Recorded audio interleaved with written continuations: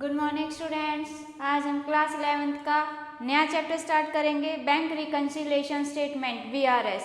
ठीक है, तो BRS देखो, BRS क्या होता है? Bank reconciliation statement. रिकन्सिलिएशन का मीनिंग देखो क्या होता है?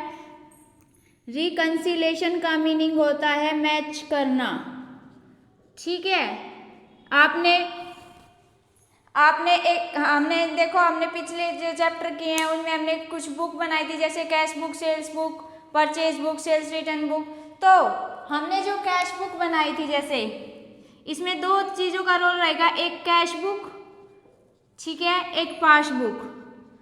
कैश बुक और पासबुक कहाँ यूज होती है, कैश बुक कैसे, कहाँ, इनका क्या मीनिंग है, ये देखेंगे हम। ठीक है, तो देखो रिकन्सिलिएशन का मतलब है मैच करना। ठीक है, अब आप कैश बुक बना रहे हो, आप मान लो कि आप जो एक कैश बुक बना रहे हो और मतलब मानो आप क्या है, आप बिजनेसमैन हो। ठीक है, ये मान लो कि आप बिजनेसमैन हो। ठीक है, आप अपना बिजनेस चला रहे हो, तो आप अपना पैसा कहाँ जमा करते हो? आप सारा पैसा अपना जो अपने ऑफिस में तो रखते नहीं हो, आप अपना पैसा कहाँ रखते हो? बैंक में। ठीक है, आप अपना पैसा बैंक में रखते हो। ठीक है, आप बिजनेसमैन हो तो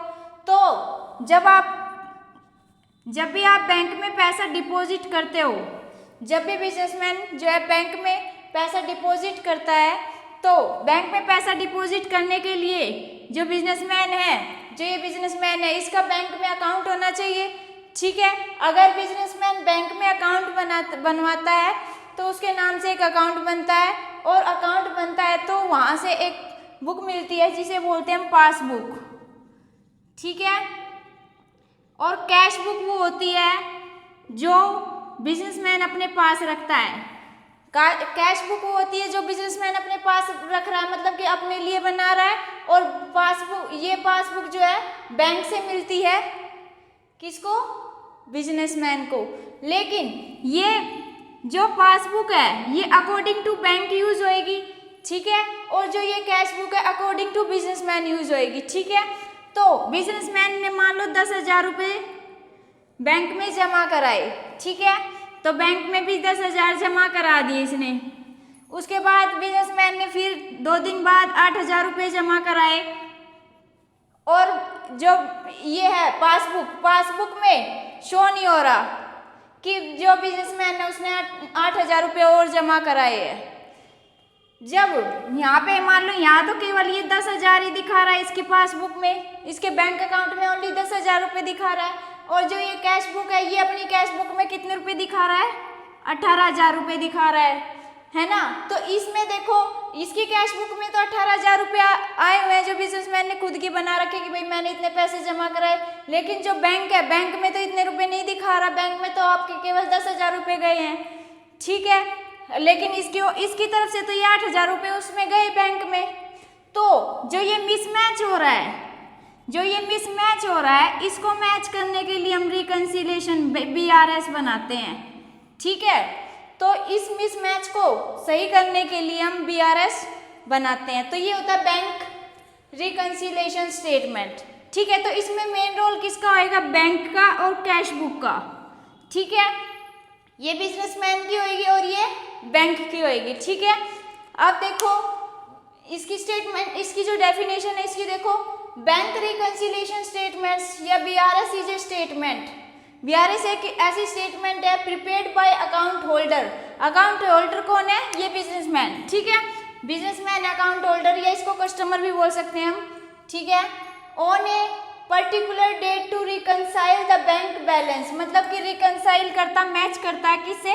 बैंक बैलेंस से। ठीक है, एज पर कैश बुक के according with the balance as per the bank statement passbook.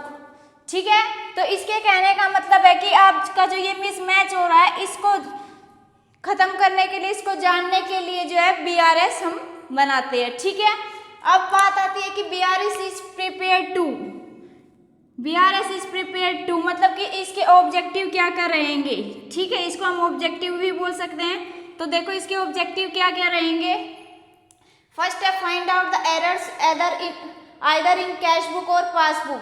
मतलब कि इसमें क्या है कि फाइंड आउट करना, क्या, एरर्स, मतलब कि इसमें आपकी जो भी एरर्स हुई है पासबुक में हुई हो या फिर कैश बुक में हुई हो, ठीक है, तो इनके एरर को फाइंड आउट करने के लिए हमें बीआरएस बनाने की जरूरत पड़ती है, ठीक है। उसके बाद है रेगुलर रिकंसिलिएशन डिस्क्रेजिज इम्बेजलमेंट्स।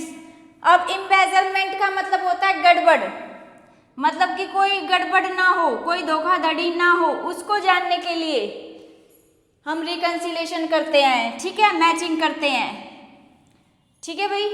उसके बाद है third, it shows actual bank balance, और इससे हमें ये भी पता चलता है कि हमारा एक्चुअल में बैंक बैलेंस क्या है, ठीक है। तो हमारी ये डेफिनेशन थी कि बीआरएस क्या है। बीआरएस एक ऐसी स्टेटमेंट है जो प्रिपेयर करता है कौन, कस्टमर, और कस्टमर प्रिपेयर करता है और पर्टिकुलर डेट के लिए रिकंसाइल करने के लिए bank balance per cash book with the balance as per bank statement, that is passbook, ठीक है।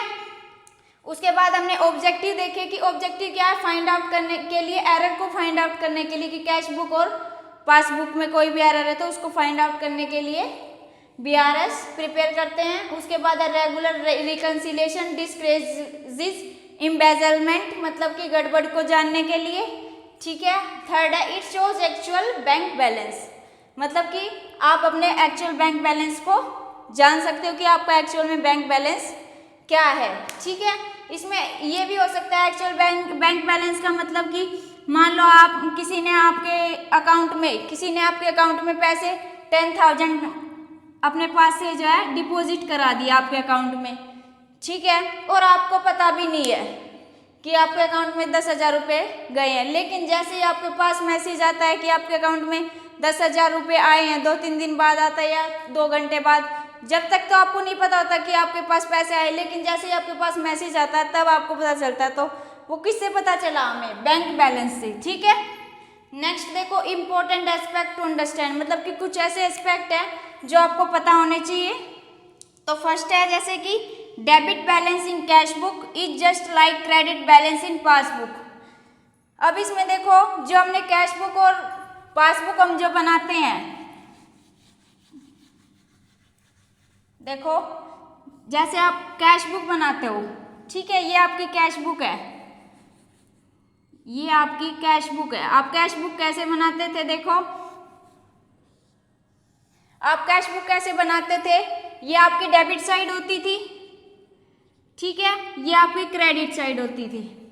जब भी आपके पास पैसा आता था, यानी कि आपके पास पैसा आया तो आप डेबिट करते थे, जब भी आपके पास से पैसा गया तो आप क्या करते थे, क्रेडिट करते थे, ठीक है। यानी इसमें पैसा आता था तो आप डेबिट करते थे, अगर आपके पास से पैसा जाता था तो आप क्रेडिट करते थे। लेकिन जब आप पासबुक बनाओगे, यहाँ बना देती हूँ, जैसे कि आप पासबुक बनाओगे बैंक के लिए, बैंक की जो पासबुक है उसके अकॉर्डिंग, ठीक है, तो इसमें देखो इसमें इसका उल्टा होएगा। इसमें इसका उल्टा कैसे होएगा, यानी कि जो आपकी डेबिट साइड है, डेबिट साइड में वो आएगा जब आपके पास से पैसा जाएगा, यानी पैसा गया, ठीक है। तो बैंक कहाँ रिकॉर्ड करेगा, जब बैंक के पास से पैसा गया, मतलब कि, और यहाँ क्रेडिट जब करेंगे जब बैंक के पास पैसा आया, ठीक है। आपने देखा भी होगा जब भी आपके बैंक से अगर आपके घर में आपके मम्मी पापा का या किसी का भी अकाउंट है बैंक के अंदर, तो आपने देखा होगा जब भी आप शॉपिंग वगैरह करते हो तो जैसे ही जितने की शॉपिंग की और आपने अकाउंट में से पैसे जो है कटा, उसमें से जो है आपने अपनी जो भी बिल है वो पे कर दिया, तो बिल जो जितने का, मान लो आपने 8,000 का बिल पे किया है, तो 8,000 का जो बिल है वो पे किया है, तो उसमें क्या लिखा आ जाता है कि डेबिटेड टू योर अकाउंट 8,000 रुपये, है ना।